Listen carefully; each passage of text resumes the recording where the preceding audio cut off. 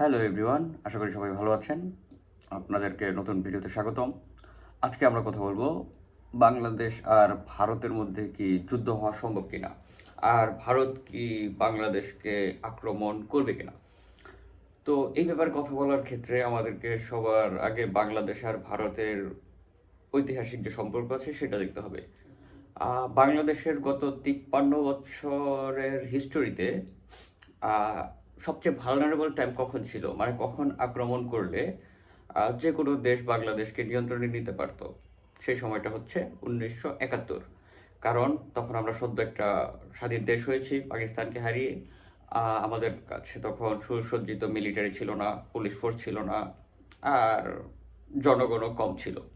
তো এই সময়ে যদি ভারত আমাদেরকে আক্রমণ করতো, তাহলে খুব সহজেই তারা আমাদের দেশকে নিয়ন্ত্রণে নিয়ে ফেলতে পারতো। কিন্তু তারা যেহেতু সেই সময় সেই কাজটা করেনি, আহ, এখন কি ভারতের পক্ষে এটা সম্ভব? এটা হচ্ছে বর্তমানে অসম্ভব যে ভারত বাংলাদেশকে আক্রমণ করবে। এর অনেকগুলো কারণ আছে। এর প্রধান কারণ হচ্ছে বাংলাদেশকে এখন ভারতের পক্ষে আক্রমণ করা সম্ভব না, কারণ অনেক আন্তর্জাতিক নীতি আছে। জাতিসংঘের অনেকগুলো ফোরামে বাংলাদেশ এবং ভারত দুইটাই আহ, সদস্য। এখন ভারত যদি তার প্রতিবেশী দেশকে আক্রমণ করে, এর জন্য তাকে আন্তর্জাতিকভাবে কৈফিয়ত দেওয়া লাগবে।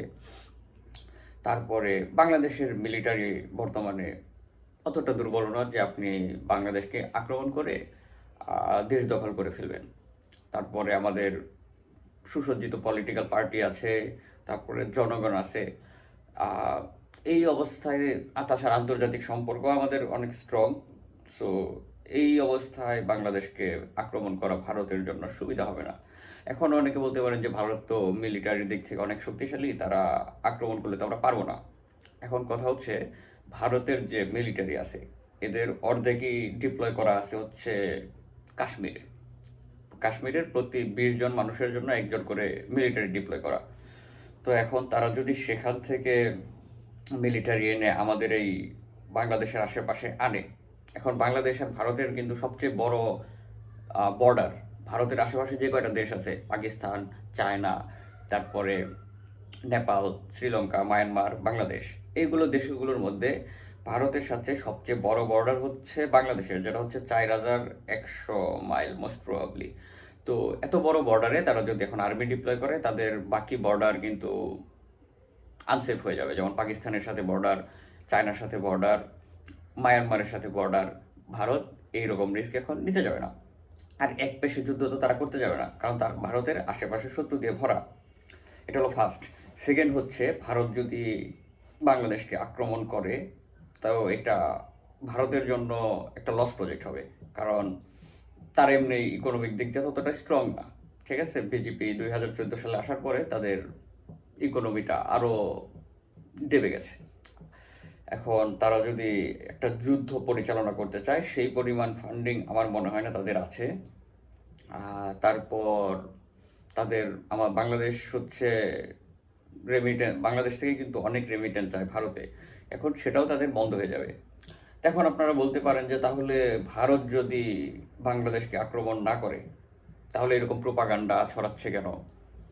এর কারণ হচ্ছে, আওয়ামী লীগ সরকারকে ভারত যে প্রজেক্টে পাঠিয়েছিল, যে আওয়ামী লীগ সরকার 2041 সাল পর্যন্ত যেভাবেই হোক থাকবে, ভারতের এই প্ল্যানটা ফেল করেছে। বাংলাদেশের জনগণ সেই প্ল্যান হতে দেয় নাই। এখন ভারতের কাছে তো অল্টারনেটিভ নাই, যেহেতু তারা তাদের বাংলাদেশ নীতিতে একটা ফেইলিওর প্রমাণিত হয়েছে। এখন বিজেপি সরকারকে তো জবাবদিহিতা করতে হবে। বাকি পার্টিরা তাদের জিজ্ঞেস করবে, আপনারা এত বড় ফেইলিয়ার কেন হলেন? কারণ বাংলাদেশের নীতিতে তাদের সকল পার্টির স্ট্যান্ড সেম, সেটা কমিউনিস্ট পার্টি হোক, কংগ্রেস হোক, বিজেপি হোক, তৃণমূল হোক, সবার। কারণ আওয়ামী লীগকে যখন এনেছিল তখন কিন্তু পাওয়ারে বিজেপি ছিল না, তখন ছিল হচ্ছে কংগ্রেস। তো এই ক্রিটিসিজম যাতে ফেস না করতে হয়, তাই মোদি গভর্নমেন্ট এই প্রোপাগান্ডা ছড়াচ্ছে, বাংলাদেশকে নিয়ে আনস্টেবল করার চেষ্টা করছে। আর দেখবেন যে তাদের সব পার্টি কিন্তু এগুলাই সাপোর্ট দিচ্ছে। তো এখন কথা হচ্ছে, আমরা এখন কি করতে পারি? আমাদের কাজ হচ্ছে ভারতের এই প্রোপাগান্ডায় হাত বা মানে কান না দেওয়া। তারা যতই আমাদের দাঙ্গা লাগানোর চেষ্টা করুক, আমরা তাদের ফাঁদে পা দেবো না। আমরা আমাদের কাজ করব। তারা যদি তাদের রপ্তানি আমাদের দেশে বন্ধ করে দেয়, আমরা অন্য দেশ থেকে রপ্তানি করব। পৃথিবীতে দেশ কেবল একটা না, ঠিক আছে? অনেক দেশ আছে যেখান থেকে আমাদের রপ্তানি আমদানি করতে সুবিধা হয়, আমরা সেখান থেকে আমদানি করব। তো ভারতকে এত সিরিয়াসলি নেওয়ার কিছু নেই, তারা আমাদের আক্রমণ করবে না। এখন তারা প্রোপাগান্ডা ছড়াচ্ছে তাদের ইন্টারনাল পলিটিক্সের কারণে। যে দল যত বেশি এসব প্রোপাগান্ডা ছড়াবে, তারা তত বেশি ভোট পাবে। সো বাংলাদেশের ব্যাপারে তাদের এই ভোট বাণিজ্যের জন্যই মোটামুটি তারা প্রোপাগান্ডাগুলো ছড়াচ্ছে। আর ভারতের যে মিডিয়া দেখেন, এগুলো আসলে মিডিয়া বলা যায় না, এগুলো হচ্ছে ইনফরমেশন টেরোরিস্ট। এরা আর বিভিন্ন ইন্টারন্যাশনাল যে ওই সার্ভে ওয়েবসাইট আছে, তারা দেখবেন যে পৃথিবীতে সবচেয়ে বেশি গুজব ছড়ায় হচ্ছে ভারতীয় মিডিয়া। তো আমাদের এখন ভারতের এসব ব্যাপারে কান দেওয়া যাবে না। আর তারা যে গুজব ছড়ায়, আমাদের সবাই উচিত হচ্ছে এক্স অ্যাকাউন্ট খুলে, মানে আগে যারা টুইটার ছিল, সেখানে এগুলো নিয়ে ভালো মতো আমাদের হ্যাশট্যাগ দিয়ে এগুলার ডিবাঙ্ক করা, যে আসলে এগুলো হয়নি। আমাদের কখনোই উচিত হবে না তাদের ফাঁদে পড়ে আমাদের দেশে দাঙ্গা লাগানো, কারণ তারা চাচ্ছে আমাদের দেশে দাঙ্গা লাগুক, এতে তাদের আওয়ামী লীগকে পুনর্বাসন বা নিজেদের ভোট বাণিজ্য করতে আরও সুবিধা হবে। আজকে এই পর্যন্তই। আশা করি সবাই পাশে থাকবেন। পরের ভিডিওতে আবার দেখা হবে। ধন্যবাদ।